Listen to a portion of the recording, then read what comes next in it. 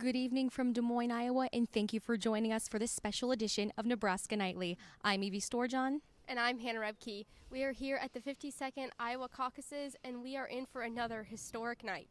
After months of campaigning, United States Republican presidential hopefuls will take their first shot at the presidency. It may be cold outside, but things are only heating up as the first votes of the 2024 election will be cast tonight. Stay tuned with Nebraska Nightly for all night for all the latest caucus coverage.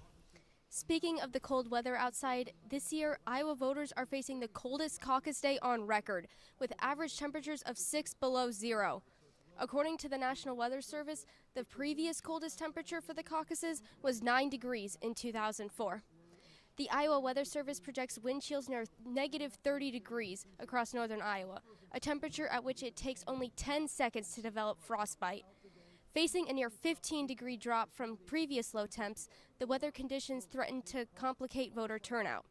Temperatures are not the only hurdle Iowa voters are facing, as roads across southern Iowa are partially and fully covered with snow, blocking roads for Iowans on their way to vote.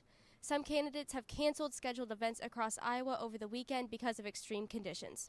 Despite the cold, voters are continuing to make their voices heard. Polls are showing Trump has a commanding lead with a projected 48% of the vote. Nikki Haley and Ron DeSantis follow with 20% and 16% respectively.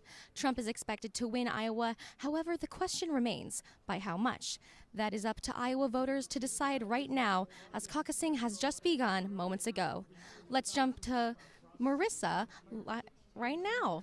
Yeah.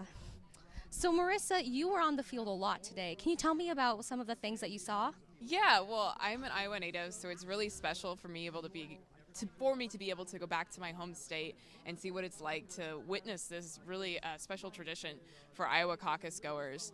And I got to talk to Ron DeSantis voters, Nikki Haley voters, Trump voters, and Vivek voters, and get to meet them all and hear their perspectives. And so I've never been a part of a caucus, and it's really interesting to hear about all the different points that they're looking for in candidates, and then also how that's shaped their voting preferences so far. So what is so interesting about talking to these voters? They have a lot of unique perspectives, and then they also kind of have this this anxiousness for the process. Because it's an in-person process, a caucus doesn't really happen in a lot of other states. Because Iowa is first in the nation, you're physically there and voting in front of your neighbors, which is kind of sometimes a scary process. But, voters are really passionate about this, and especially in Iowa, the fact that they go first. Yeah, and so why do you think the caucus is so important? I think it's important because it establishes a tone for the rest of the electoral process moving forward.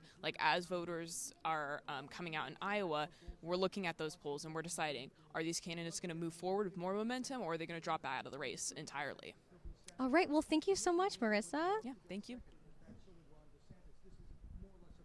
Here at the Iowa Convention Center, the hub for the caucuses, candidates, voters, and national media have gathered for a front row seat for the results of the first votes of the 2024 presidential cycle.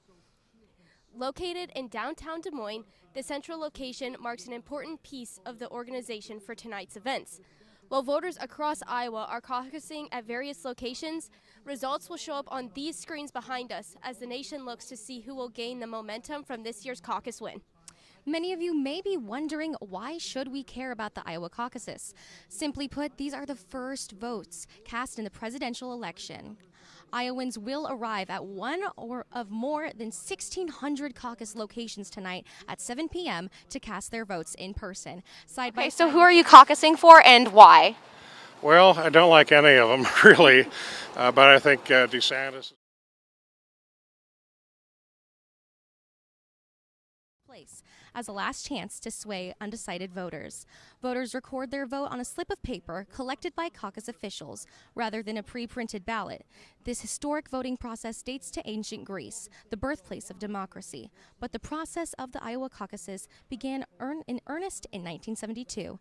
The Iowa Democratic Party decided to schedule caucuses in January ahead of any other presidential nominating contests, which made Iowa the first in the nation to cast votes. Not long after, the Republican Party did the same.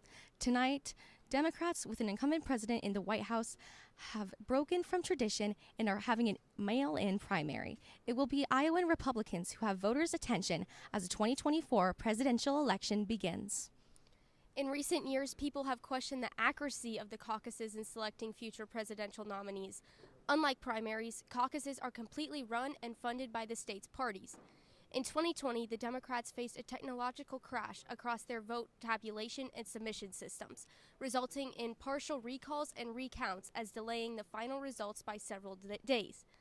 While the Republicans caucus using different methods, the informality of the caucus system has called into question its variability. We will bring the latest results from Iowa throughout the night, so stay tuned. Thank you for watching Nebraska Nightly. Tune back in at 8 p.m. for the latest update from Des Moines.